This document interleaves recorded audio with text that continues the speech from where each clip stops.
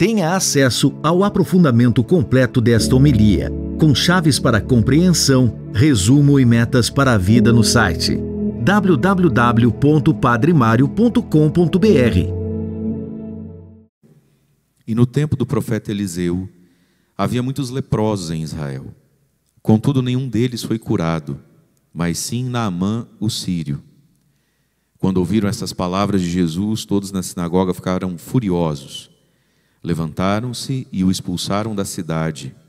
Levaram-no até o alto do monte, sobre o qual a cidade estava construída, com a intenção de lançá-lo no precipício.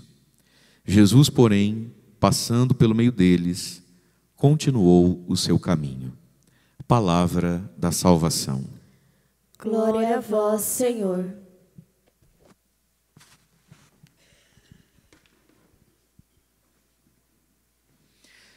Irmãos e irmãs, a palavra de Deus hoje, Jesus se apresenta como aquele que é o enviado de Deus, tanto quanto e mais do que Elias e Eliseu, esses dois grandes profetas da antiga aliança. E aí nós vemos que Jesus está na sinagoga da sua cidade, o fracasso é retumbante, o maior fracasso de Jesus aconteceu em casa. É como um time que perde em casa para o adversário num jogo de futebol, né? Jesus vinha sendo, nós estamos aqui, Lucas 4, Jesus tinha acabado de iniciar o seu ministério público e Jesus vinha numa ascensão, né? Jesus vinha sendo um sucesso. Conseguiu ter ao seu redor um grupo de discípulos, o que era algo profundamente extraordinário. Às vezes a gente lê a Bíblia com pressa sem usar a imaginação, né? Não para fantasiar, a imaginação justamente para extrair o que está escrito. Então, um homem ter discípulos é algo raríssimo e algo profundamente extraordinário. Jesus tinha consigo 12 discípulos, ou seja, 12 homens que abriram mão de viver a vida que tinham: mulher, filho, carreira, profissão, patrimônio, família, cidade natal, absolutamente tudo. Viraram 12 nômades na terra para andar atrás de um homem chamado Jesus. Você conseguir isso na vida de 12 pessoas... O cara não é qualquer um, né? E aí vem os primeiros milagres, as primeiras pregações, as primeiras multidões. Quando Jesus chega ali, então, e é o contexto do evangelho de hoje, Nazaré, sua terra, quando ele chega, já chegou a sua fama. E aí o trechinho antes desse, o povo mesmo de Nazaré vai dizer: mas de onde lhe veio tudo isso?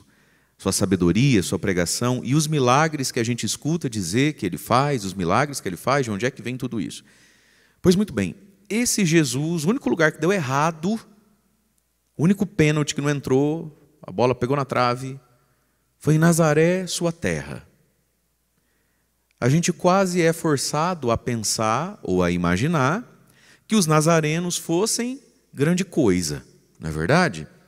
Para não aceitar Jesus. Você conhece gente assim, gente que é sofisticada, gente que é requintada, gente que não come qualquer tipo de comida, gente que na hora de tomar um café só toma café gourmet, não é qualquer café, né, que serve, tem que ser o café não sei o quê. Então a gente é quase tentado a pensar que Nazaré, os nazarenos, eram gente dessa nobre estirpe, desse garbo. Era nada. Nazaré era o fim do mundo, gente. Nazaré era 300 habitantes, dizem os estudiosos. Nazaré era menor que Saltinho do Oeste.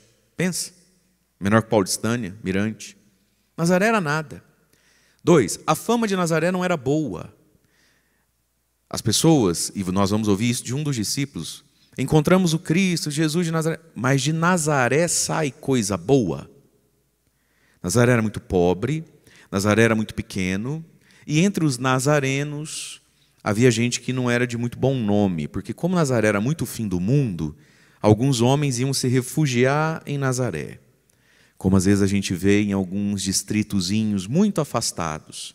Umas pessoas estranhas chegaram agora, você vai lá ver de onde é que veio, deve pensão e não paga, lá não sei em que cidade, aí vem aqui, porque aqui nem a polícia vem.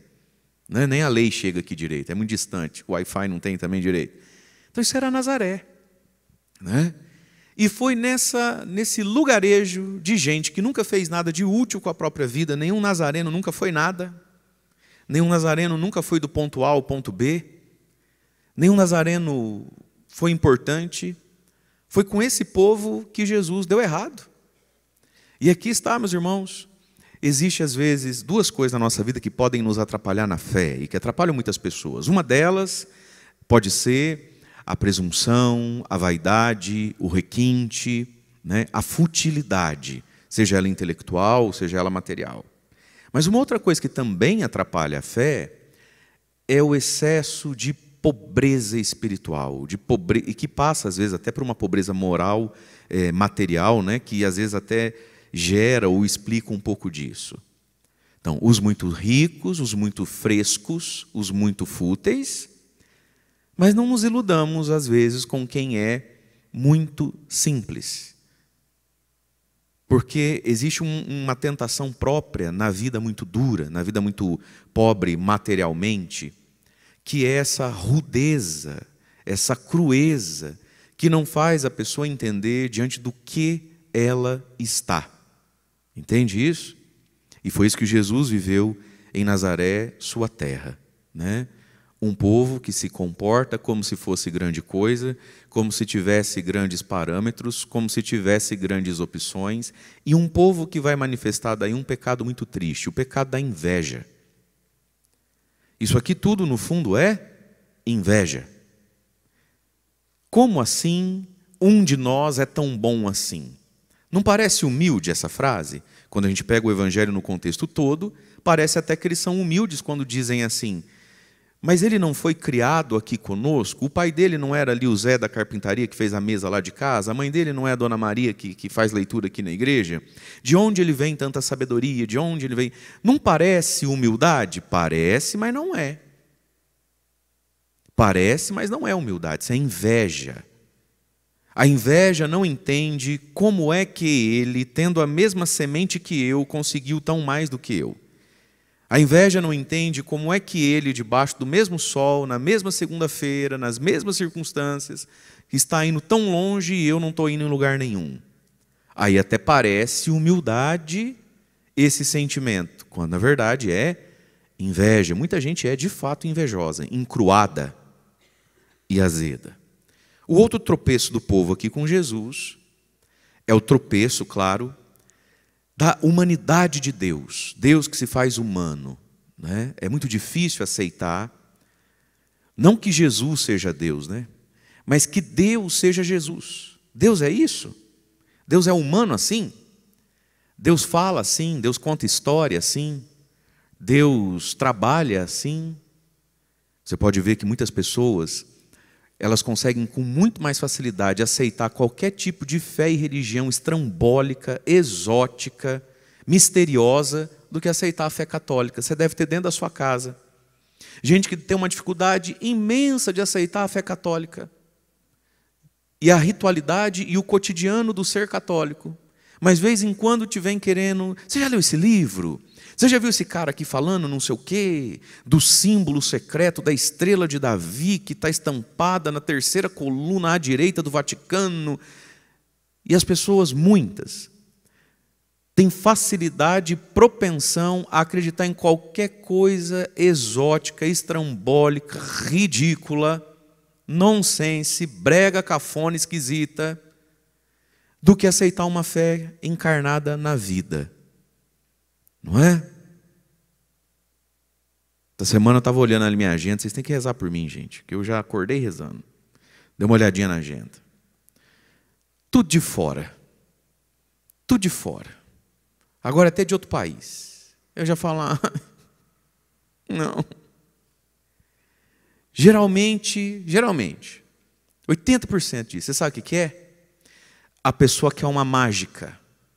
A pessoa quer um milagre. Milagres existem, mas ela entende milagre enquanto mágica. Ela vem crendo que o problema dela é um negócio espiritual misterioso e que um padre vai ter a resposta. Lembra daquelas igrejas? Tem até hoje, né? A igreja do picaretão lá, do pare de sofrer. Né? E aí nós vamos arrumar alguma coisa. E aí você vê a dificuldade que a pessoa tem de aceitar assim. Quando foi a última vez que você se confessou? Com qual frequência você se confessa?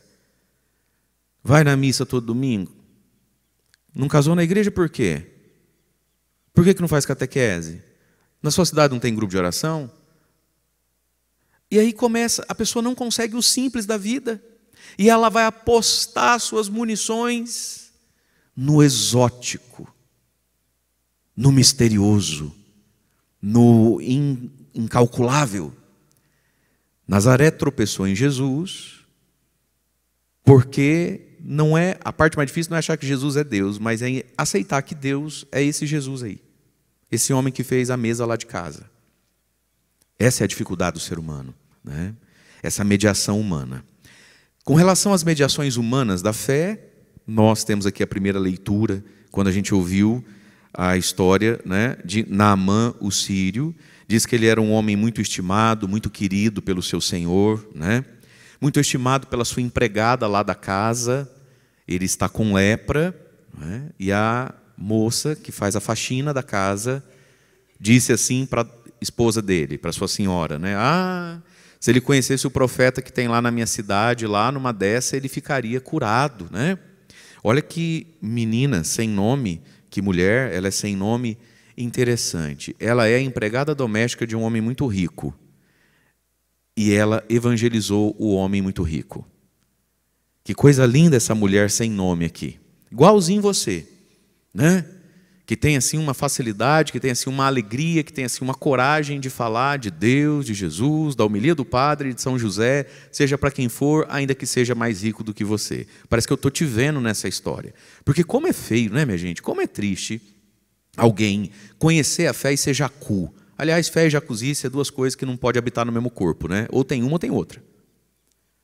Veja, ela tem uma admiração, ela tem uma consideração, ela tem uma fé pelo Deus verdadeiro, o Deus de Israel. Ela conhece o profeta, né? O profeta Elias. E ela não se acanhou de falar para aquela mulher, toda periquitosa, unha feita, cabelo escovado, né? Só lava cabelo em salão. Ela é toda nojenta aqui, ela é toda, né? Toda pate. E ela ali com o cabo de vassoura, o suarzinho descendo. E ela mandou na lata da mulher: se vocês conhecessem lá o profeta que eu tenho lá na igreja que eu tenho lá, vocês não estavam desse jeito. Podia mandar ele lá. Olha que mulher maravilhosa. Ela resolveu a situação de uma família e salvou a vida de um homem. Mas aqui, essa leitura tem uma sutileza da parte de todo mundo. O que foi que a mocinha disse que tinha na terra dela? Um profeta. Diga comigo, profeta. Qual é a dificuldade de entender profeta? Entender profeta. Todo mundo entendeu profeta. Daí o patrão do Naamã, o rei, Naamã é chefe, né, do exército dele, pega ali e faz Naamã partir com carta, né, de recomendação, 10 talentos de prata, são 10 barras enormes de prata, 6.000 moedinhas de ouro, 10 mudas de roupa, e manda Naamã para o profeta, para o rei da outra terra. Você reparou como tem gente que é surda? A pessoa parece que é surda. Quem disse para o rei e para o Naamã que tem um rei que cura? A menina não disse rei, ela disse profeta. Mas eles fazem todo esse presente, todo esse enxoval para dar ao rei. Aí chega lá, vai procurar o rei. O rei rasga as vestes, o rei fica ofendido e fica com medo, dizendo: eu curar um homem? Eu? Não sei nem rezar para os outros, vou curar quem? Será que isso não é cilada do outro rei? Porque daí volta com a doença, morre de lepra, vai dizer que eu não curei porque eu não quis, vai querer fazer uma guerra contra mim. Mas quem foi que disse que era o rei que ia curar? Ninguém disse isso. A menina disse profeta. Acontece que rei é muito mais portentoso ser atendido pelo rei do que ser atendido pelo profeta. Acontece que rei é rei.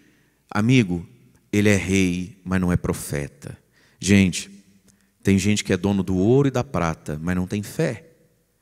Tem gente que tem o mundo na mão, o mundo à disposição, mas ele não tem o Espírito Santo.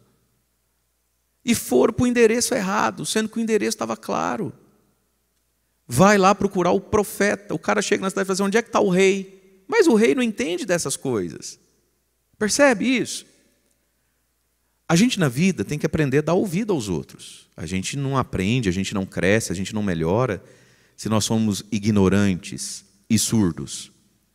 Mas, tão perigoso quanto não ouvir ninguém é ouvir a pessoa errada. Quem você tem dado ouvido? Quem tem dado palpite na sua vida? Quem tem dado conselho para você? Ah, mas é que ele é rei, ele é rico, ele é estudado. Paróquia sempre foi muito disso, né? Piquiri já teve muito disso, hoje não tem mais, eu acho, não sei. Hoje eu acho que a coisa que mais me incomoda no Piquiri é esses cachorros. Mas é criaturinha de Deus, né? Não, porque antigamente nos inícios, meu Deus, qualquer coisa que o padre pensa, que o padre fala, que o padre quer fazer, não vai 2 dias, vem um mensageiro de sobrenome famoso dizer que o fulano, Beltrano, eu nunca sei, porque nem na igreja vem, ele não concordou com o que o padre disse, ele está chateado. Ele acha que não vai... E ele é quem na fila do pão? Ele é rei, verdade, tem o dinheiro que eu não tenho. Tem o patrimônio que eu não tenho. Mas não é com ele que eu vou me consultar a respeito de coisas que ele não entende. Já que falei de cachorro, né? Tem gente que parece que tem um espírito de vira-lata na vida. Será que você não tem esse espírito dentro de você, não? Você vê uma pessoa um pouco mais elaborada que você, ou socialmente mais bem posta, você vira cachorrinho vira-lata. A fé, meus irmãos, está acima de qualquer reinado. O saber do Espírito Santo está acima de qualquer diploma. A comunhão com Deus está acima de qualquer patrimônio.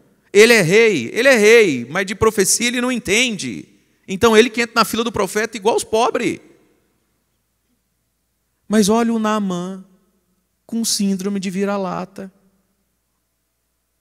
abanando o rabinho para o homem errado, indo na casa do homem errado. Graças a Deus esse rei teve noção das coisas, falou, sobre isso eu não posso palpitar, mas se você quiser tem um tal de Elias aí, o homem é bom. Ah, era nesse que nós tínhamos que ir. Chega lá, Elias vai fazer uma cura no Naamã. O Naamã era gente boa, querido por todo mundo, mas ele era malinha sem alça, e a gente viu que era. O Elias mandou falar assim, hoje eu não tenho horário para ele não, mas se ele tiver com muita urgência, fala para ele mergulhar 7 vezes na água do Jordão, que aqui é a prefiguração dos 7 sacramentos, né? Veja, uma mediação humana, uma mediação concreta entre o ser humano e a graça de Deus. Mergulha no Jordão. Como são os sacramentos? Você quer o perdão de Deus? Mergulha na confissão. Você quer se tornar filho de Deus? Mergulha na água do batismo. Você quer que Deus abençoe esse sonho que você tem, eu, você, 2 filhos e um cachorro? Mergulha num sacramento chamado matrimônio. Você quer a força de Deus? Você quer? Quer Deus em você? Mergulha num sacramento chamado Eucaristia. Deus usa das coisas, né? Então isso aqui, esses 7 mergulhos, é uma prefiguração dos 7 sacramentos. E aí a gente viu que o Naamã, querido, sofrido, porque está com lepra, coitado, o bicho é uma malinha também, hein? Ele deu um chilique aqui, rapaz do céu. Naamã, irritado, se levantou dizendo, eu pensei que ele iria sair para me receber, e que em pé, tem que ser em pé, não pode ser sentado, invocaria o nome do Deus dele sobre mim, e que tocaria com sua mão no lugar da minha lepra para me curar. Olha que bichinho chato. Olha que sujeitinho. Ele se sente muito importante. Ele vai sair, vai me receber, em pé vai rezar por mim, e ele vai... Olha que descabimento isso. Eu achei que ele fosse colocar a mão na minha lepra. Naamã, me responda uma coisa. Nem a tua mulher coloca a mão na sua lepra, nem você está pondo a mão na lepra. Por que o outro tem que pôr a mão na sua lepra? Ninguém tocava em lepra. Você é louco? Não, mas ele jurava que a lepra dele não é lepra, sabe? Que coisa, hein, Naamã? E deu um chilique e mandou essa aqui. Será que os rios de Damasco, o Abana e o Farfar, não são melhores que esse rio aqui, Jordão Zico? Se é para mergulhar, então vou mergulhar no Farfar, no Abana, no Damasco, no Jordão. De novo, a pessoa e muitos estão propensos a fazer coisas dificílimas, ao invés de fazer o óbvio, do fácil, do comum, da fila de todo mundo. Aí, graças a Deus, os empregados dele aqui, deu meia volta, indignado, foi embora. Graças a Deus, os seus servos, empregados, tinham algum carinho, consideração por ele e acalmaram o estressadinho falando assim: Senhor, já que você está bravo, vamos lá. Se o homem de Deus, se o profeta tivesse te mandado fazer uma coisa muito difícil, você não tinha feito? Tinha! Então, Senhor, respira. Quanto mais agora que o que Ele mandou você fazer é simples. Nós já não estamos aqui. O rio já não está aqui. Não está um calor da bexiga também. Mergulha. Faz o que o homem mandou. Por quê? Porque Damasco, Abana e Farfar são maiores, mais bonitos e famosos do que o Jordão? São. Mas Abana, Farfar e Damasco não são lugares nem convocações para a fé e para a humildade. E aqui existe um outro lado da nossa vida, então, sacramental. A gente vem numa missa, hoje nós estamos aqui. E acredito que todos nós, ou a grande esmagadora maioria de nós, vamos comungar. Quanto de fruto isso vai dar depende de cada um. O sacramento ele tem um lado muito objetivo. Se ele é válido ou ele não é válido. Confissão, você foi lá, contou para os padres o pecado, não omitiu conscientemente nenhum pecado. O padre fez a fórmula da absolvição, você está perdoado. Quanto de fruto isso dá, depende do coração da pessoa, depende do grau de fé e do grau de humildade com aquilo que foi feito. Senhor, vamos ser humilde e vamos ter fé? Porque senão não adianta você mergulhar no melhor rio sem humildade, sem fé, você sai doente igual. Humildade e fé. E quando nós temos, queridos, humildade e fé, não precisa mais que o Jordão. Quem faz com humildade e fé o arroz com feijão, quem faz com humildade e fé a vida católica possível a qualquer católico, é curado, é fortalecido e vai longe na vida. Porque todo mundo que você olha e, na sua avaliação, você considere que está indo longe na fé, nos caminhos de Deus, logo você percebe que ela faz o quê? O arroz e feijão com humildade e com fé.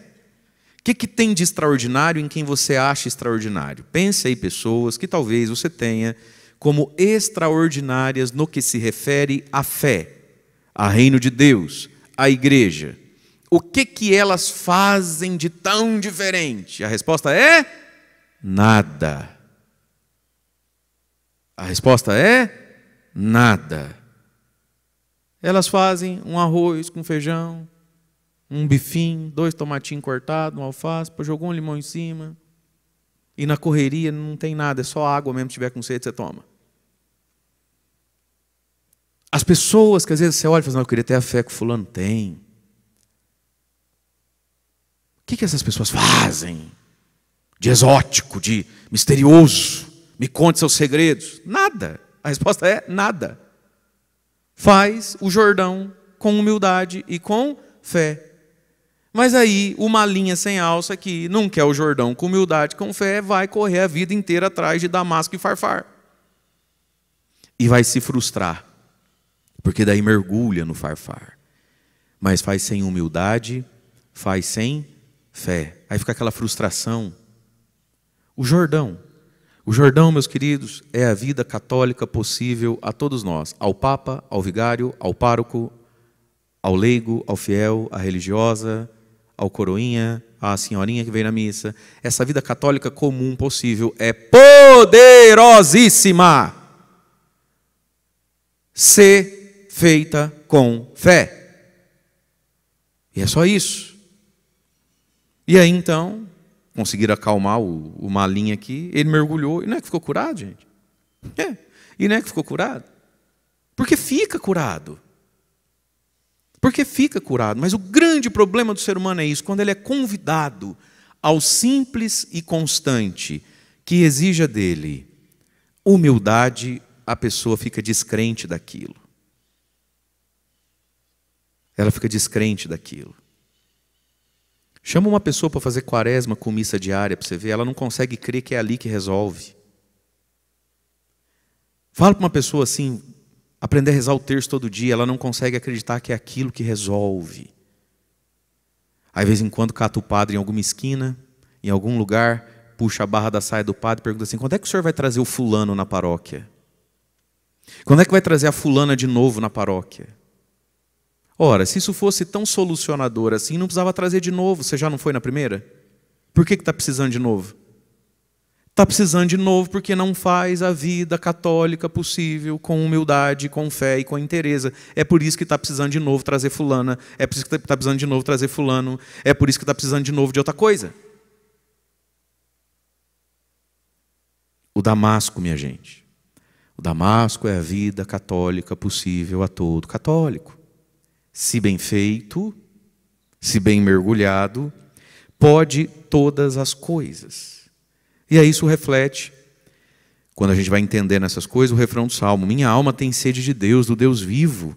Quando eu verei a face de Deus? Esse é o grande anseio da nossa vida. Acontece que a face de Deus, ela não é exótica, ela não é cabalística, ela não é misteriosa, ela não é cheia de códigos, de seres e graus elevados e misteriosos que só... Não, a face de Deus é Jesus Cristo, nessa sua humanidade encarnada em Nazaré da Galileia.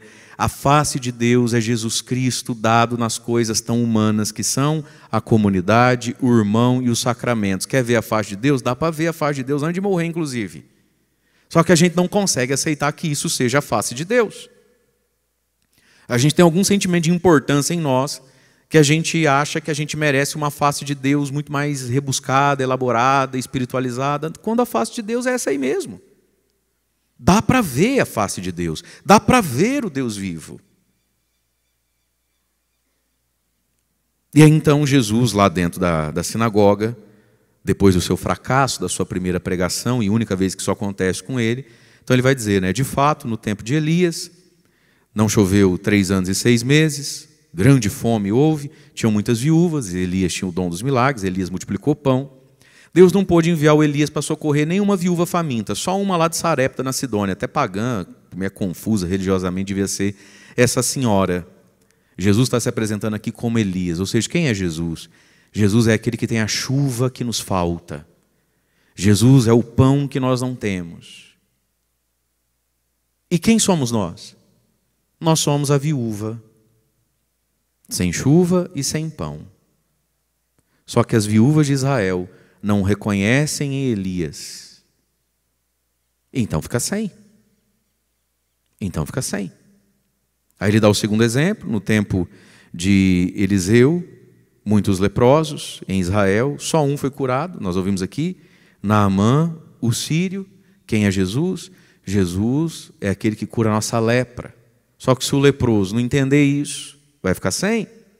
Portanto, Jesus se apresentou, se afirmou como maior que Elias, maior que Eliseu, mas ele também falou de nós. Nós somos quem? Enquanto ele é maior que Elias e Eliseu, eu sou quem? Eu sou a pobre viúva, eu sou o pobre leproso.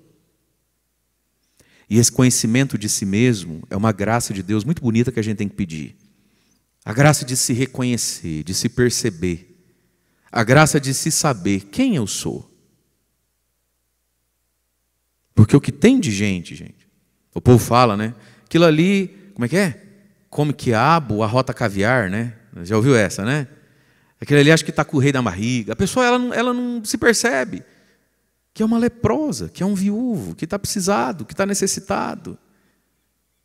E aí desdenha do Elias, desdenha do Eliseu, como se ele fosse alguma coisa. Amigo. Quantas vezes, gente, a gente desdenhou da graça? A gente desdenha do Deus possível, porque a gente se sente necessitado ou merecedor de coisas maiores do que aquilo que Deus está provendo aqui agora. Deus age naquilo que Ele está provendo aqui agora. O que aconteceu quando Jesus falou tudo isso? Quando ouviram essas palavras de Jesus, todos na sinagoga ficaram quebrantados, arrependidos, pensantes, reflexivos. Não, ficaram furiosos contra Jesus. A palavra de Deus produz em nós ou reflexão ou fúria. Correto? A gente escuta uma verdade sobre Deus, alguém nos fala algo, enfim, a palavra é pregada a nós. Eu posso ficar furioso revoltado, ou eu posso ficar reflexivo, pensante.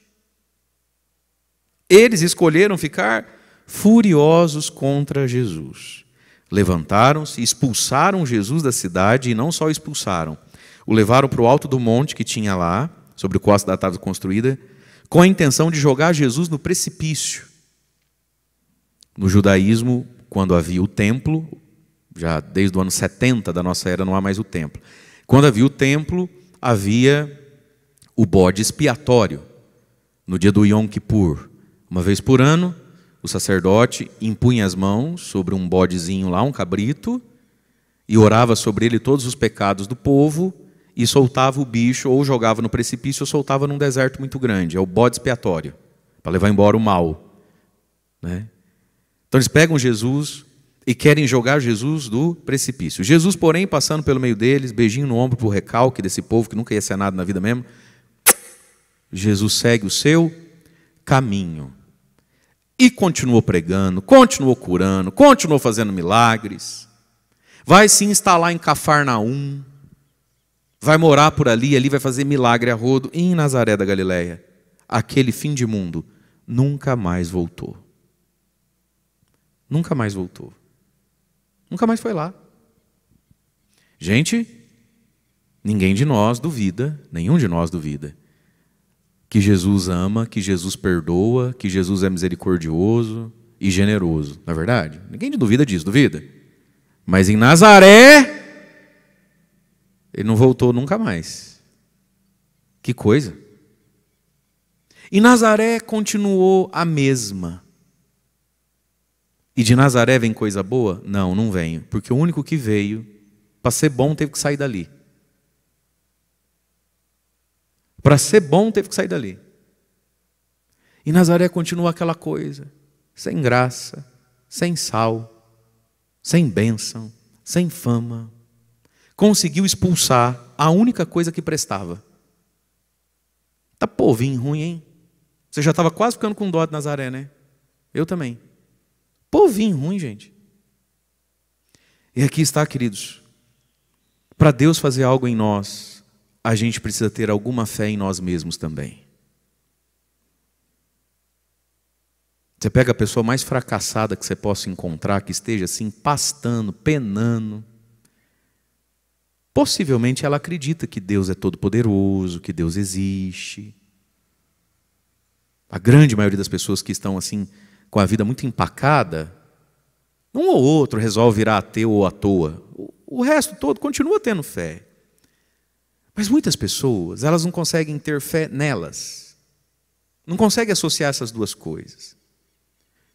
Nazaré não conseguiu ter fé em Nazaré. Para Nazaré e para os nazarenos, o maior defeito de Jesus é ser nazareno. Não é possível para o nazareno que um nazareno seja algo. Faltou fé neles mesmos. E quantas pessoas passam uma vida na igreja, ouvindo as melhores pregações, cantando as melhores canções que o Espírito Santo suscita. Muitas pessoas vivem em comunidades ou ambientes religiosos profundamente atualizados, ungidos. A pessoa não sai do lugar. Porque para Deus fazer algo na sua vida, você precisa ter um pouco de fé em você mesmo. Entende isso? Se você não tem um pouquinho de fé em você mesma, se o pano de fundo da sua cabeça é, imagina, não vai dar certo, ai, por que eu? Chama a outra. Não adianta Deus ser poderoso, se você com humildade, óbvio, não tem um pouco de fé em você. Lembra de São Pedro, quando ele faz aquela primeira pesca milagrosa, nunca viu tanto peixe na vida, coitado. Primeira atitude dele é ajoelhar no pé de Jesus e falar o que para Jesus? Obrigado? É falar o que para Jesus? Vai embora, se afasta de mim. Eu sou pecador. Eu não mereço um negócio desse, eu não faço parte de uma história assim. Não é isso? E Jesus tem que dizer para Pedro, Pedro, não tenhas medo, relaxa, filho, calma. Você vai ser pescador de homens. Imagina, você. Deus confia mais em nós do que nós mesmos. São José, não foi isso que aconteceu com São José?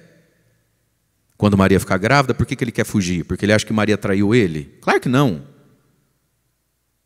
José conhecia as Escrituras. José vivia na expectativa e na ânsia de que uma virgem ficará grávida e dará à luz a um filho de Davi. São José, como bom judeu que era, rezava por isso todos os dias, que uma menina ficasse grávida, sem ajuda de homem. E de repente ele viu que isso aconteceu na casa dele, na vivência dele, na história dele, e que agora ele faz parte dessa história. E o que José pensou? Eu não vou dar conta disso. E o anjo acorda ele e fala o que nos sonhos? Você esqueceu que você é filho de Davi? Que o teu tataravô é o rei Davi, o homem que mata gigante? O homem que saiu de cuidar de ovelha com carrapato para governar a maior nação? Ô Zé, coragem, filho. Você precisa ter alguma fé em você, Zé. Ainda bem que o Zé teve, né? Ainda bem que São Pedro teve. Pergunta para quem está a 1 quilômetro de distância de você, quase que dizendo que assim, você deve não ter tomado banho ou escovado os dentes para ter vindo nessa missa. Pergunta assim, você não tem nem um pouquinho de fé em você? Grita assim, olha a distância, a igreja é grande, né? Que gostoso que é sentar longe dos outros, deve ser muito bom. Ainda mais nesse horário a pessoa vem com bafo, né? Olha só, pergunta para a pessoa, ei, você não tem nem um pouquinho de fé em você? Pergunta para quem está lá atrás, olha a distância que está aí, São Angélico. Pergunta para o Geraldo, lá, 5 quilômetros antes dele. Pergunta para o Geraldo, pergunta para o Geraldo. Gente, nós vamos ter um pouquinho de fé em nós. Não a fé da presunção, não a fé da arrogância, não a fé de quem debate com Deus, querendo coisa mais sofisticada, mas a fé que brota da humildade. A humildade gera fé. Em nós mesmos também um pouquinho.